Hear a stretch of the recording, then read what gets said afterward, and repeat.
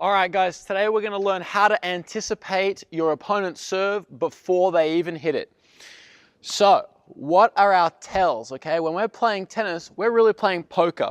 We're trying to tell just what our opponent's going to do before they do it, okay? So you're going to be a poker player not only in your emotions and not show them too much, but it's also physically what you do is going to determine what they anticipate, okay?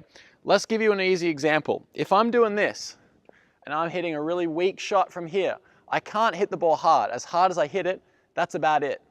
Very slow shot, bounced twice before it got to the net. So if I'm doing this, same thing. I've got a big wind up, I'm really turned, I'm baseball Babe Ruth style trying to whack the ball. I can hit the back fence almost effortlessly, okay? Can't speak today. So as I'm turning, that's gonna tell my opponent something about my shot.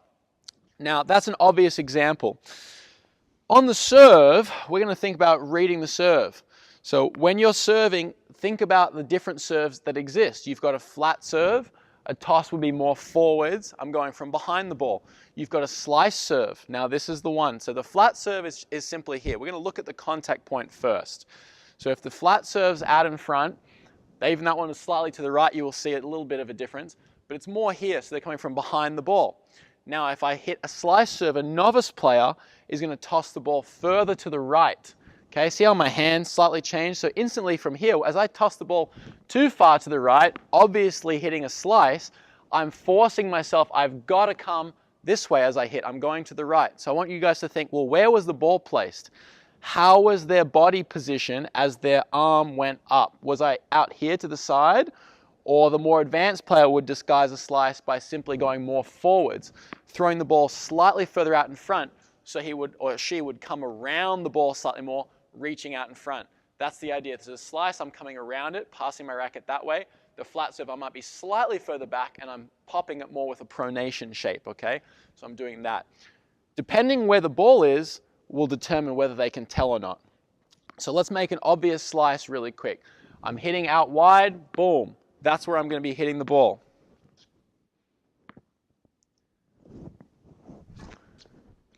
Okay, that ball curves through the air a lot. You're really you're letting your opponent know exactly what's coming. You throw the ball there like some players do to learn a slice, game over as far as anticipation goes. So practice that as you see your opponent doing that. Same thing goes for a kick serve. If you see the ball going way back here, the intermediate player will almost always hit a kick serve, okay? This shot can be turned into a very powerful serve, either wide or tee, but it's a much more advanced technique. If you watch Federer sometimes, he'll try and trick his opponents into faking them into a kick serve where he might be going wide in general or trying to hit their backhand, and he'll hit a flat, fast one up the tee, trying to win an easy point, okay? That's at pro level. At a more amateur social club level, what I want you guys to think of is if you see the ball to one side, you're going to expect a certain serve. Same thing a pro is going to expect, okay? Sometimes you can get it changed up, but in general, even the pros are expecting a certain kind of ball to come. That's why Federer is trying to trick them. Now, don't try and trick your opponent because it's much more advanced. Start with thinking, well, where is the ball and how do I disguise it so I can still do what I want without them knowing? So I'm going to show you how to do that. If the ball goes wide, I'm obviously slicing. I've got to hit a slice around the ball. It's no good. I can be seen. I've shown my poker hand. If I throw the ball here, I can hit a flat serve. That's not bad for a flat serve, but if that's my only flat serve and I hit a slice here, it's obvious again. Then if I hit a kick serve, and I threw the ball behind me or behind my back and I'm hitting up against it, still obvious. So you see how the anticipation would be very easy for my opponent. Now let's think about this. If I want to hit a slice, I can still hit a slice, but I simply throw the ball slightly further out. So I'm going to hit a slice now. It's out in front.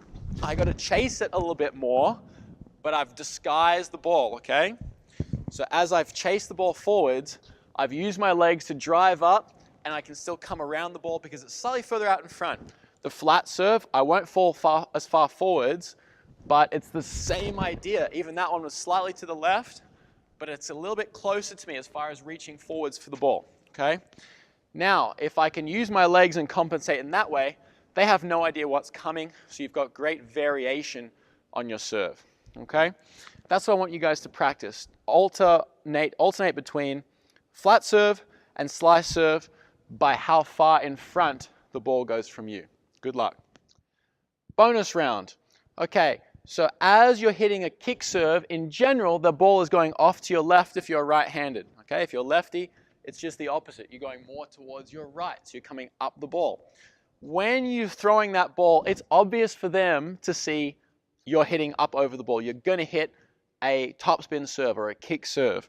So why is that obvious? Because if the ball's here, well, if I hit a slice, I might be able to do it, but the ball's going to go off in that direction.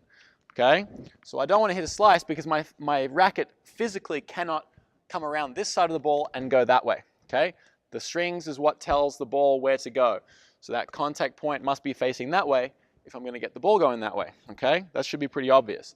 As you guys are tossing this ball now, you got to think, okay, he's gonna or she's gonna have to hit up on it if they want to hit it there. How to disguise this is if you go for a kick serve. I'll do two really quick. So if you do a kick serve, regular kick serve, no matter where you're starting, maybe you want a bit more angle and you've started wider, you can go up to it and you can hit up through the ball, okay? Same thing. I'm finishing forwards for the court right now, but I want you guys to think in a real match, you would push back and be ready, okay? But if I want to change it up, same toss, okay? It's gone to my left a little bit. I'm almost leaning back, okay? So I'm trying to fake them out, all right? In generally, we're anticipating a kick serve. But now what you can do is actually flatten it out, even with a slight amount of topspin, and go down the tee.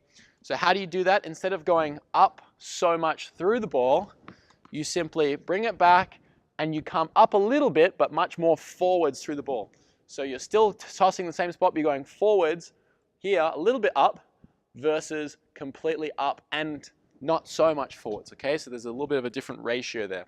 Watch the difference, how it looks. Kick serve. Okay, push back, ready. Fast serve down the tee. Okay, that ball's still moving down with that little bit of spin, but that's where you can fake out your opponent and try and win some free points. Very advanced strategy, but definitely a good one to practice where you want to be able to put that ball anywhere, even if it still kicks up and say it went to their forehand, if they were righty, no worries. You want to be able to hit it anywhere because sometimes as a player moves in anticipation to try and nullify your second serve and really tee off, try and move around and attack it. If you can keep it there wherever you want, as they move, oh, I saw you move. Hey, I'm going straight down the tee. Thanks for the easy ace. Good luck.